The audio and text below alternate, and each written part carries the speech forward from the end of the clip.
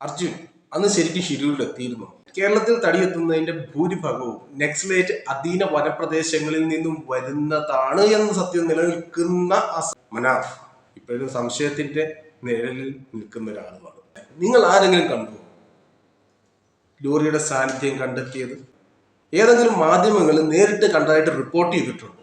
അർജുന്റെ വിലാപ കാവ്യം എഴുതി ഒരു നേരം വയറ് നിറച്ചതാണ്. അർജുന്റെ അമ്മയുടെ അരികിലിരുന്ന് ചെവിയിൽ വിഷം നിറച്ച് ആ ഒരു സാഹചര്യം പോലും നമ്മുടെ രാജ്യത്തിനെതിരെ പോലും ഉപയോഗിക്കാൻ ത്വര കാണിച്ച മാപ്ര ചേച്ചിമാർ. നമസ്കാരം പ്രിയപ്പെട്ടവരെ, ഫൈറ്റർ ഫോർ ലൈറ്റ്, അതെ, പ്രകാശത്തിന് വേണ്ടി യുദ്ധത്തിനിറങ്ങിയ പോരാളിയിലേക്ക് സ്വാഗതം. അതെ, അർജുൻ എന്ന നേരിയ പ്രകാശവും ഇന്ന് അവസാനിക്കുന്നു.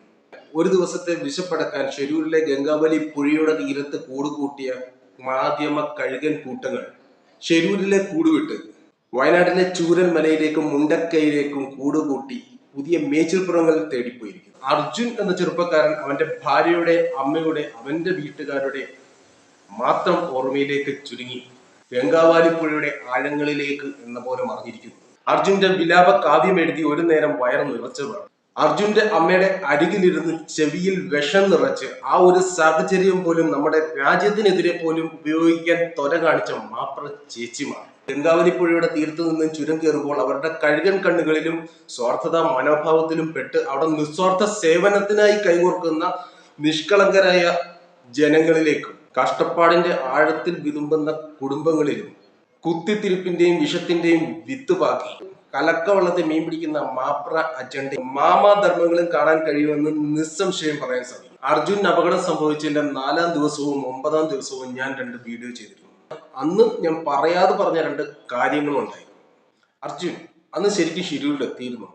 മറ്റ് സാധ്യതകളെല്ലാം അവഗണിച്ചുകൊണ്ട് അർജുൻ ഗംഗാവാലി പുഴയുടെ തീരത്ത് മാത്രം വന്നു. പിന്നീട് അത് ഗംഗാവാലി പുഴയുടെ അടിത്തട്ടിൽ തന്നെ തളച്ചിടുവാൻ വ്യഗ്രത കാട്ടി. മറ്റു വഴികളെല്ലാം കൊട്ടിയടക്കപ്പെട്ട തീരുമാനം ആസൂത്രണമായിരുന്നു. മറ്റൊരു വലിയ ദുരന്ത വാർത്തയോ മാധ്യമ ശ്രദ്ധയ്ക്കുള്ള വകയോ കിട്ടുന്നിടം വരെ മറ്റൊരു രീതിയിൽ അർജുന്റെ അന്വേഷണം തിരിയാതെ നിലനിർത്താൻ ഈ ആസൂത്രിത തീരുമാനം ഉപകരിച്ചിട്ടില്ല എന്ന് പറയാൻ കഴിയുമോ പ്രബുദ്ധരായ മലയാളികൾക്ക്? അപ്പോൾ മറ്റൊരു ചോദ്യം നിലനിൽക്കുന്നു. നദിക്കുള്ളിൽ നിന്നും അർജുനന്റെ വണ്ടിയുടെ സാന്നിധ്യം കണ്ടെത്തിയതോ, കിലോമീറ്ററുകൾക്കപ്പുറത്ത് നിന്നും തടി കണ്ടെത്തിയതോ? ഇതും പറഞ്ഞു കേട്ടിട്ടുള്ള അറിവല്ലേ ഉള്ളൂ എന്റെ പൊന്നു സഹോദരങ്ങളെ. നിങ്ങൾ ആരെങ്കിലും കണ്ടു ലോറിയുടെ സാന്നിധ്യം കണ്ടെത്തിയത്?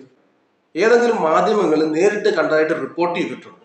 പിന്നെ തടി തന്റെയാണ് എന്ന് കണ്ടെത്തിയ മനാഫ് ഇപ്പോഴും സംശയത്തിന്റെ നിഴലിൽ നിൽക്കുന്ന ഒരാളുമാണ്. കേരളത്തിൽ തടിയെത്തുന്നതിന്റെ ഭൂരിഭാഗവും നക്സലേറ്റ് അധീന വനപ്രദേശങ്ങളിൽ നിന്നും വരുന്നതാണ് എന്ന സത്യം നിലനിൽക്കുന്ന ഒരു ദുരന്തത്തിന്റെ, ഒരു അപകടത്തിന്റെ മാത്രം പശ്ചാത്തലത്തിൽ അർജുനന്റെ വണ്ടിയും അർജുനും അവിടെ തന്നെയാണ് എന്ന് ഉറപ്പിച്ചുകൊണ്ട് ഊഹാമോഹങ്ങളുടെ പുറകിലും അതിൽ കടിച്ചു പോകുന്നതിന്റെ വിശ്വസ്തത എത്രത്തോളം ഉണ്ട് എന്ന് നമുക്കൊന്ന് ചിന്തിച്ചുകൂടെ?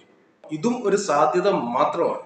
ഇതുപോലെയുള്ള 100 കണക്കിന് സാധ്യതകൾ നമ്മൾ കണ്ടില്ല എന്ന് നടിച്ചിട്ടാണ് അർജുനെ ഗംഗാവാലി പുഴയുടെ അടിത്തട്ടിൽ ഉപേക്ഷിച്ച് നമ്മൾ പുതിയ മേച്ചിൽപ്പുറം തേടി പോയിരിക്കുന്നു. അർജുൻ എന്ന പ്രതീക്ഷ പാതി വഴിയിൽ ഗംഗാവലി പുഴയുടെ അടിത്തട്ടിൽ ഉപേക്ഷിച്ച് അരുണും കൂട്ടരും ചാനലും വയനാടിന് വണ്ടി കയറുമ്പോൾ ഞാൻ നിസ്സംശയം പറയും, വയനാട് ദുരന്ത മുഖത്ത് നിന്നും മാധ്യമങ്ങളുടെ ഇനി അങ്ങോട്ടുള്ള യാത്രയിൽ ഒരിക്കൽ പോലും അർജുനന്റെ ഒരു വാർത്ത, ഒരു ബ്രേക്കിംഗ് ന്യൂസായി പോലും വരില്ല എന്ന് മാത്രമല്ല, നിങ്ങൾ ഈ കേൾക്കുന്ന എന്റെ വാക്കുകൾ മാത്രമാകാം അർജുൻ എന്ന പാവം പിടിച്ച മനുഷ്യന്റെ അവസാന വാർത്ത. ശുഭം.